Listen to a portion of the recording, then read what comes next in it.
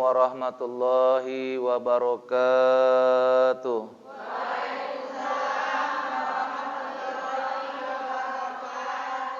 Alhamdulillahi rabbil alamin, wassalatu wassalamu ala asrafil anbiya'i wal mursalin wa ala alihi wa sahbihi ajma'in.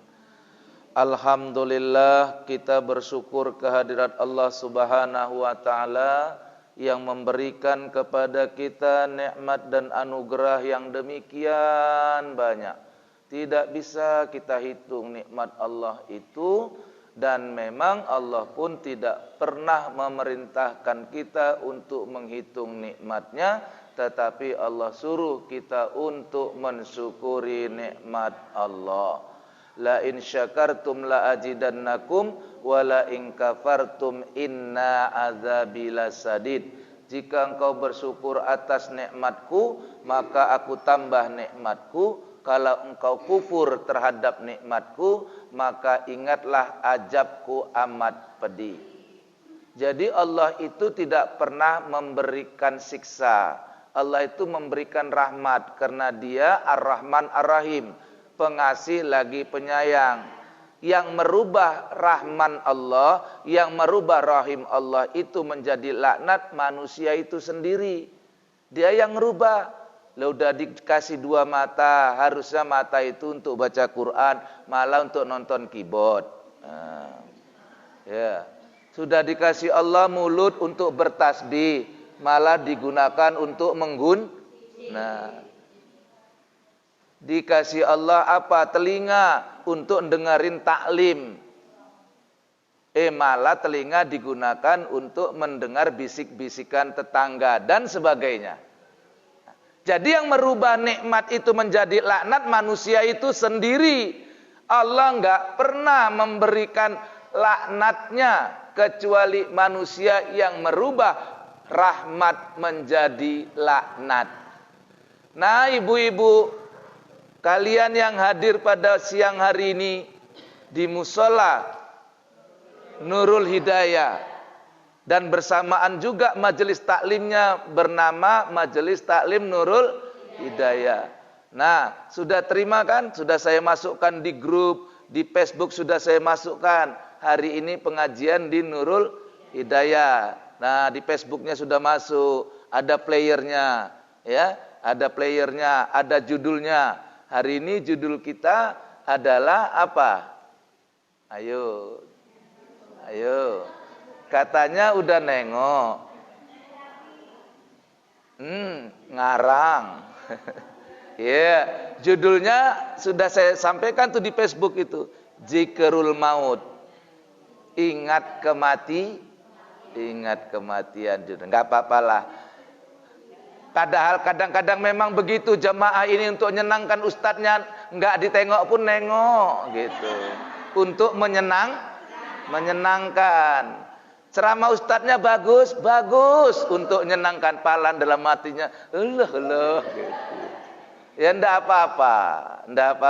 Menyenangkan orang itu ibadah. Bahkan boleh berbohong untuk menyenangkan orang lain, atau terutama boleh bohong untuk menyenangkan pasangannya. Boleh. Bagaimana bentuknya? Insyaallah nanti lain waktu. Pada hari ini kita akan mengkaji tentang zikrul maut, ingat kepada kematian. Di dalam salah satu hadis tertulis di dalam hadis Sahih Bukhari, kata Rasul, "Aktsiru min zikril maut, fa innahu yumahisud junuba wa yazhidu fid dunya." Banyak-banyaklah kamu mengingat mati, karena mengingat mati itu adalah jihad di atas dunia, dan mengingat mati itu mengampunkan dosa. Jadi yang pertama Rasul suruh kita ingat mati. Di dalam Islam itu ada dua hal yang paling banyak suruhannya.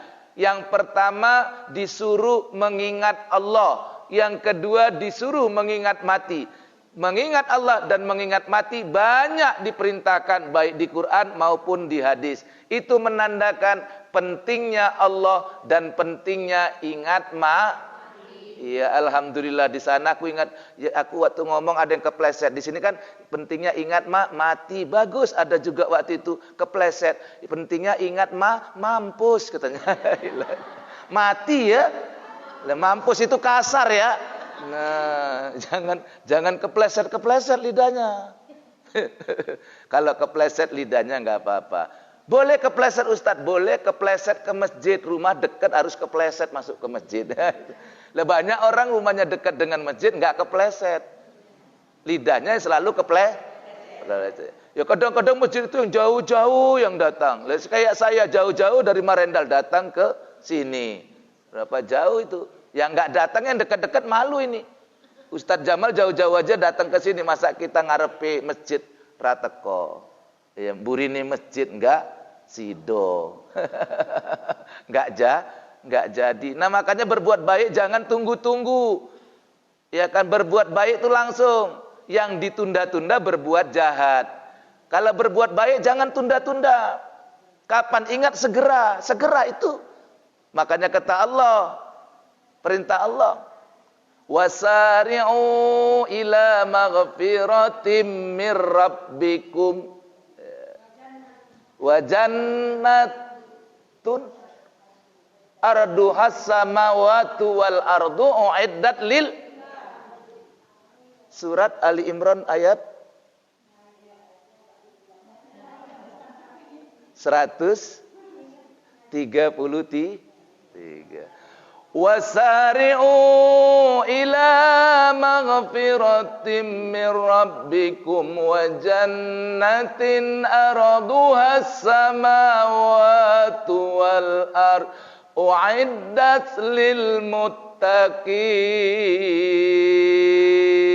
Ya. Juz 4. Oh, juznya hafal ya. Alhamdulillah, senang ada jemaah yang bisa ikut nyambung ayat-ayat ustadznya. Alhamdulillah. Baik, kita lanjut. Itu dia. Disuruh bersegeralah kamu kepada keampunan Allah. Ya, maghfirah. Dan surganya Allah. Jadi berbuat baik itu disegerakan, jangan tunggu-tunggu. Malah kalau berbuat jelek, berbuat jahat itu tunda-tunda sampai enggak jadi. Itu bedanya. Baik, Ibu, kita lanjutkan. Jadi Allah suruh kita ingat mati. Banyak-banyak ingat mati. Akthir dari kata kasyir. Banyak-banyak ingat mati. Karena ingat mati itu kata Nabi ada 2 hikmah. Fa innahu yumahisud junuba. Yang pertama, mengingat mati itu mengampunkan dosa, Bu. Nah, ingat mati itu mengampunkan dosa. Itu yang pertama. Takut mau buat dosa ingat mati. Lah kalau mati sekarang nggak jadi. Betul nggak? Ya. Mau ngomongin orang, kalau pas ngomongin mati, ayo, nggak jadi. Itu maksudnya mengingat mati itu menghapuskan Artinya orang yang ingat mati nggak jadi buat dosa. Itu maknanya, betul nggak? Kita ini kan banyak lupa mati, maka sholat pun nggak, puasa pun lewat. Hah? Kita nggak usah nuduh orang, kita inilah ya. Enak gitu ngajinya. Ngapain nyala-nyalakan orang? Betul nggak? Karena kita nggak ingat mati, lupa kita ingat mati, seolah-olah hidup ini selama-lamanya nggak ada orang yang hidup selama-lama. Dulu aja muda, cantik, sekarang sudah tua kok makin cantik. Amin. Saya itu marah kalau dibilang orang makin tua makin elek. Banyak makin tua makin cantik. Ya dulu waktu muda nggak pakai jilbab, dulu waktu muda buka aurat, betul nggak? Sekarang sudah tua pakai jilbab sehingga tersembunyi ubannya. Makin ya coba kalian ini udah tua-tua gini nggak pakai jilbab, coba, iya Allah, ketok, akeh, banyak rambut putihnya, nah kan makin cantik, betul. Ya. Lah perempuan itu kalau ditutup itu makin cantik, makin buat orang penasaran, ya kan? Tapi kalau udah dibuka-buka itu orang udah muak, nek nengoknya. Kalau dibuka-buka, nggak mau orang, orang beriman nggak suka. Lah kata orang, wah yang dibuka itulah supaya Allah menciptakan keindahan, keindahan. Enggak, kalau dibuka-buka, bonbon aja nek terbuka-buka dibungkusnya itu nggak ada lagi rahasia. Nggak mau saya makan bonbon. Taruh di situ bonbonnya, nggak ada kulitnya, nggak mau saya. Betul nggak? Tapi kalau bonbonnya biarpun di bawah situ ada bungkusnya, tak buka bungkusnya, tak makan. Yang nggak mungkin juga dimakan sama bungkusnya. Nah coba, ingat banyakkan ingat mati kata Nabi, karena ingat mati itu akan mendatangkan kamu ampunan Allah. Kamu nggak jadi buat dosa, menghapuskan dosa. Kalau dosa yang sudah terlanjur kamu buat, kamu ingat mati, kamu mohon ampun. Kalau dosa belum kamu buat, kamu nggak jadi buat dosa karena ingat mati. Dosa yang belum kamu buat tidak jadi kamu buat kalau ingat mati. Dosa yang sudah kamu buat diampunkan Allah karena kamu istighfar mohon ampun ya Allah, ampun ya Allah. Karena ingat mati tadi. Karena ingat mati tadi. Ya Allah, aku umur kok udah 40 tahun ya Allah, kok belum sholat laku nih ya Allah. Ingat tuh, sholat.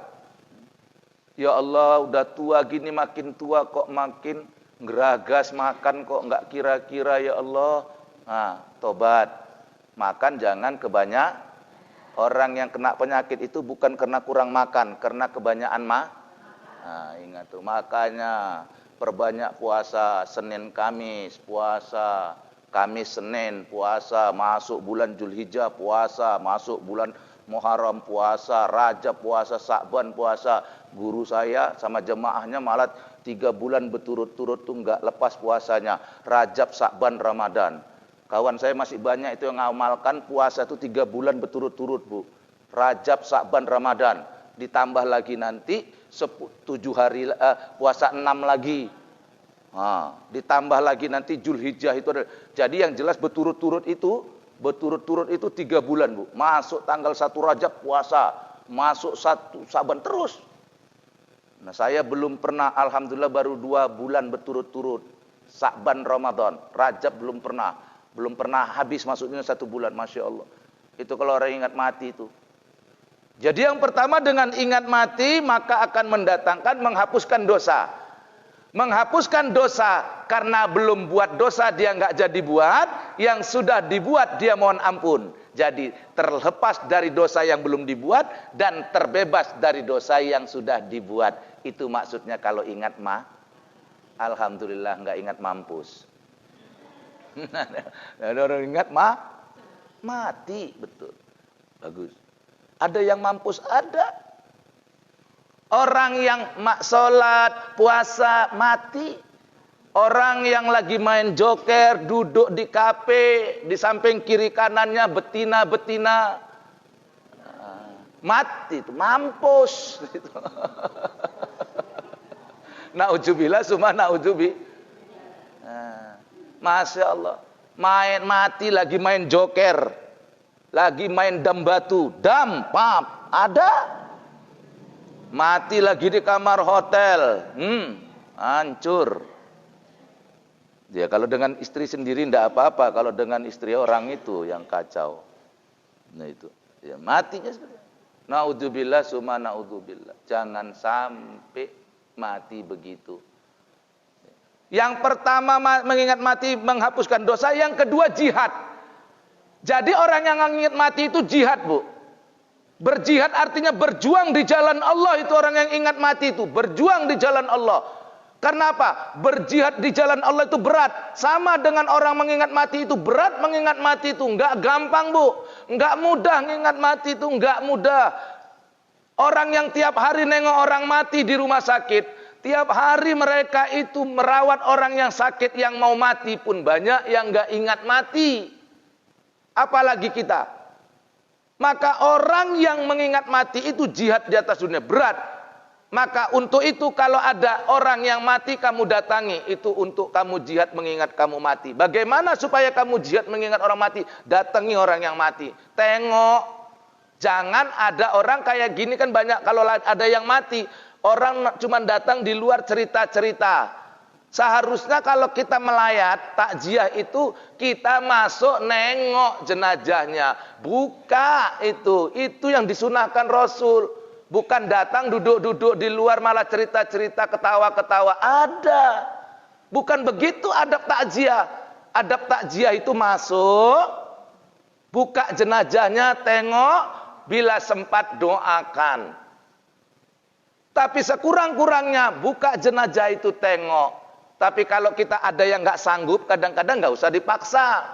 Apalagi saya, kalau nengok jenazah itu maaf orang yang mati tabrakan, kena yang berdarah-darah itu saya nggak sanggup nengok.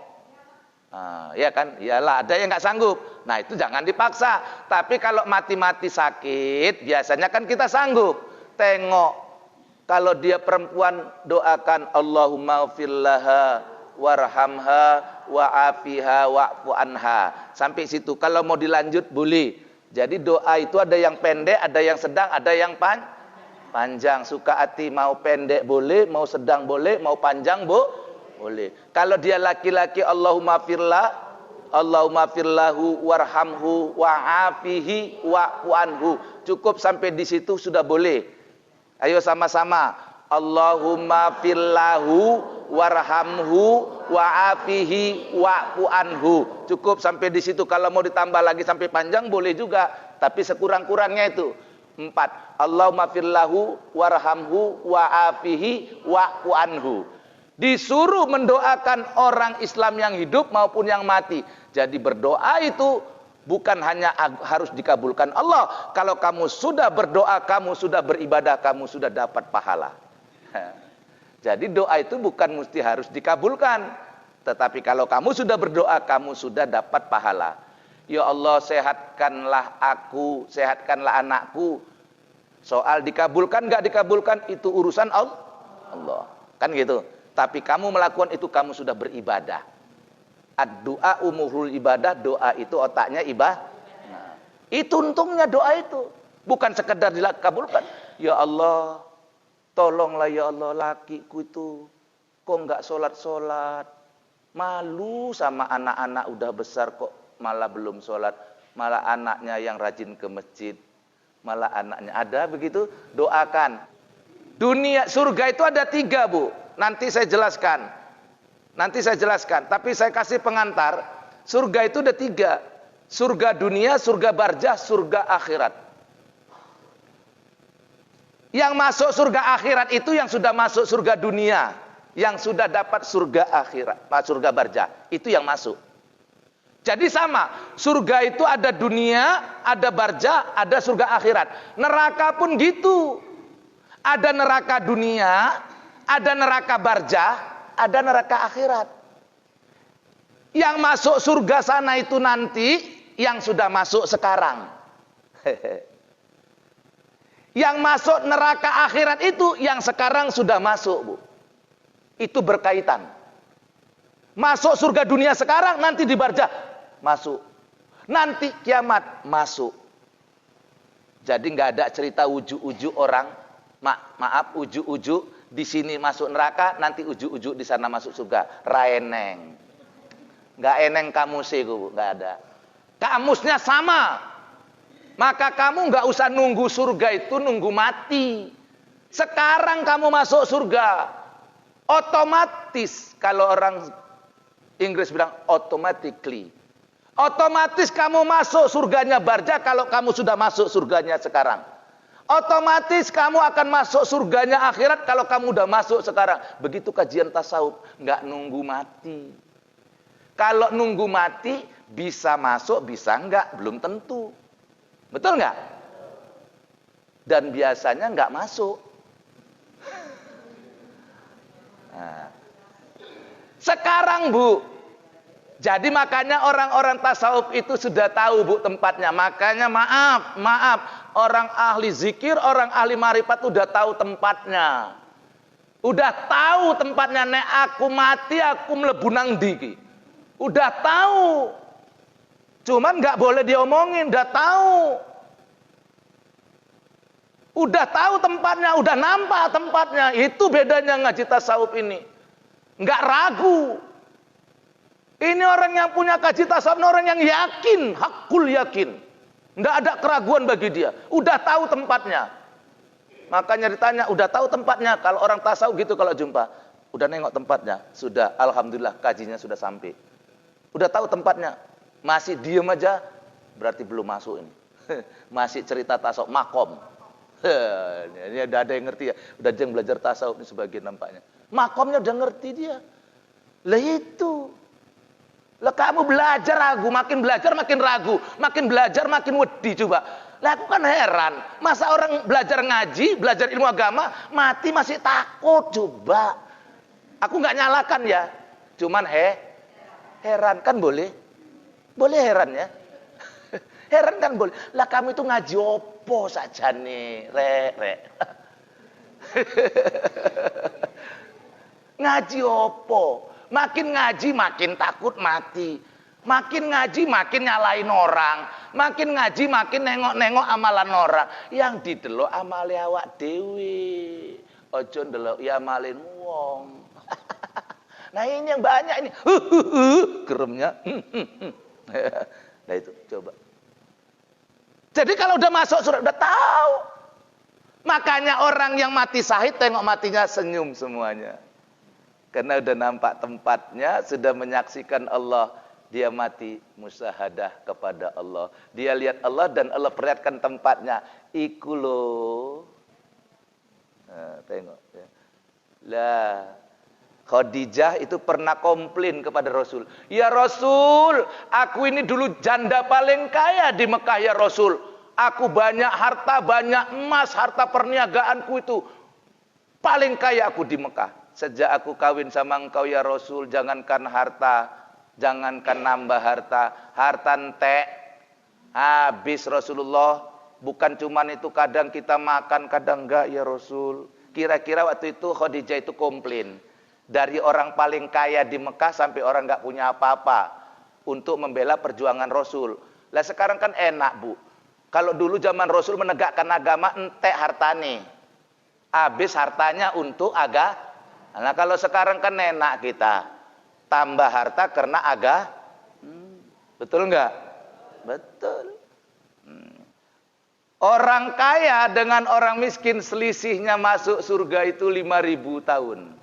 Ada yang bilang 50.000 tahun selisihnya.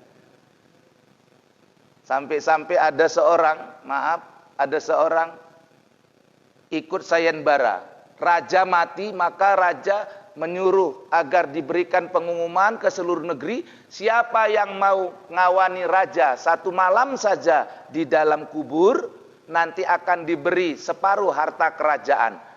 Maka diumumkan ke seluruh negeri, hayo warga, siapa yang mau menemani raja 1 malam saja di dalam kubur, nanti akan diberikan hadiah separuh harta kerajaan. Nggak ada yang mau Bu, seluruhnya, cuman 1 orang yang mau. Itu orang miskin. Dia mau karena dia bilang, Allah hidup pun kayak gini, susah, kere, nggak ada apa-apa katanya.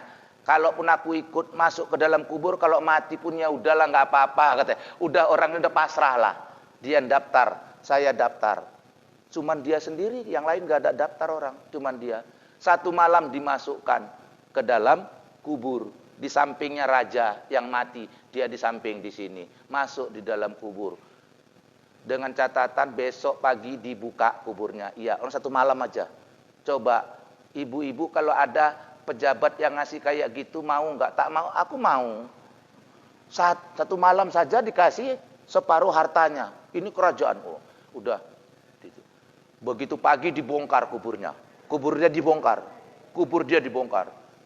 Dia keluar dari situ, dari kubur keluar. Dia belum mati. Kan dia belum mati. Masih bisa bernapas, keluar. Dalam keadaan lemas, dalam keadaan letoy, nggak ada gairah.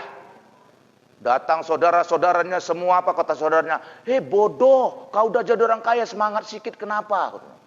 Kau sekarang orang kaya, seluruh kerajaan ini separuh hartanya ini punyamu, katanya. Kau jadi orang kaya sekarang, semangat. Apa kata dia? Ambil sama kalian seluruh harta itu. Enggak, itu punyamu. Enggak, aku enggak mau. Kenapa kau enggak mau harta seluruh kerajaan separuhnya dikasih sama aku? Kenapa enggak mau? Kalian tahu, sejak kalian masukkan aku tadi malam itu ke dalam kubur, sampai tadi kalian bongkar pagi ini, aku belum selesai ditanya malaikat. Belum selesai. Untuk harta satu aja. Apa harta? Kampak. Cuman satu kampak belum selesai, tahu kalian. Malaikat datang nanya sama aku, hartamu apa? Kampak. Berapa? Satu. Untuk apa? Nebang pohon. Sejak kapan kau beli? Tanggal sekian. Di mana kau beli? Di sana. Siapa nama penjualnya? Lupa. Pertanyaan satu kampak belum selesai satu malam, bro, katanya. Terus bagaimana aku jawab pertanyaan malaikat kalau separuh kerajaan? Nggak mau, Bu. Maka harta kalian itu yang kalian tinggalkan itu yang ditanya. Kalau yang kalian infakkan selesai. Hartamu dulu berapa waktu di dunia? Cuman 2 triliun misalnya. Terus 2 triliunnya tak sumbangkan ke pesantren Lailatul Qadar. 2 triliun yang tek. Wis nggak ada pertanyaan. Iya kan? Selesai. Kalau enggak, berapa hartamu? 100 juta. Cuman 100 juta. 100 juta. Terus itulah yang 90 aku depositukan ngarapkan bunga. Ya kan? Yang 5 juta itulah tak bikinkan usaha kecil-kecilan apa buat KP. Usaha kecil-kecilan kok KP? Bodoh. Loh, aku kan nggak minum, Ustadz. Aku cuman bikin KP-nya, tapi aku nggak minum tuaknya. Bodoh. Lebih lagi, Bu. Makanya sekarang masya Allah. Kalau dulu orang yang jual tua itu banyakan orang itu. Sekarang udah banyak juga orang kita. Betul nggak? Jangan ada. Mudah-mudahan nggak ada jemaah saya yang usaha KP ya. Alhamdulillah Rabbil Alamin. Saya pakai lagi. Mudah-mudahan nggak ada ya. Amin. Alhamdulillah. Nggak usah. Masih banyak jalan yang lain. Itu mati tadi. Sakitnya mau mati. Nah, Bu, bukan mati itu yang sakit, mau mati. Nah, kalau mati itu sebentar saja. Tak pindah tempat. Mau mati itu sakitnya kata Nabi seperti 300 kali dicambuk dengan pedang pada tempat yang sama. Satu. Sakitnya mau mati, bukan sakit mati. Beda ini ya. Nah, ayo, pasang telinga baik-baik, pasang hati baik-baik dengan kaji saya ini. Mati itu enggak terasa atau terasanya sebentar karena sepersekian detik saja mati itu. Menjelang mati. Menjelang mati, bukan sakitnya mati. Menjelang mau mati ini yang sakitnya kata Nabi seperti 300 kali dicambuk dengan pedang dalam salah satu hadis. Dalam hadis yang lain lagi kata Nabi, sakitnya mau mati, mau mati. Sakitnya menjelang mati seperti kambing hidup dikulitin. Itu menjelang mati, Bu. Menjelang mati. Kalau waktu mati pindah itu nggak terasa apa-apa. Menjelang mati itu sakitnya. Dan dilanjutkan sakit itu setelah mati, setelah hidup di barza. Dilanjutkan lagi. Lalu bagaimana orang-orang beriman, orang-orang beramal soleh yang mereka mati husnul khotimah, apakah mereka tidak merasakan sakitnya itu 300 kali itu dicambuk dengan pedang? Apakah mereka tidak merasakan sakitnya seperti kambing hidup dikuliti? Ibaratnya begini, Bu. Saya kasih ibarat. Ibu haus. Begitu minum kan hilang hausnya. Betul. Lapar, makan hilang laparnya. Bukan berarti nggak lapar. Sama kayak tadi. Sakit, rasa sakit ada. Tapi karena menatap wajah Allah, menatap hak Allah, kemudian Allah memperlihatkan tempatnya, hilang rasa sakit ini. Ibu pening, Bu. terus dibawa suami ibu yang baik itu ke suatu tempat yang indah, hilang peningnya, Bu. Ini maksud saya, kiasnya. Peningnya ada, pening ibu dibawa. Subhanallah cantiknya papa, pemandangannya, gunungnya, rumput-rumputnya hijau. Hilang sakit peningnya. Karena pikirannya terkonsentrasi kepada pemandangan itu. Itu dia. Segitu kira-kira, Bu. Paham kira-kira kajian saya ini? Bukan nggak ngerasakan, tapi hilang rasa sakit itu karena ada rasa lain yang lebih indah. Makanya tasawuf itu rasa. Berzikir juga begitu. Ada zikir nyebut, ada zikir ngucap, ada zikir mengingat, ada zikir merasa. Nah, sampailah kita zikir rasa itu.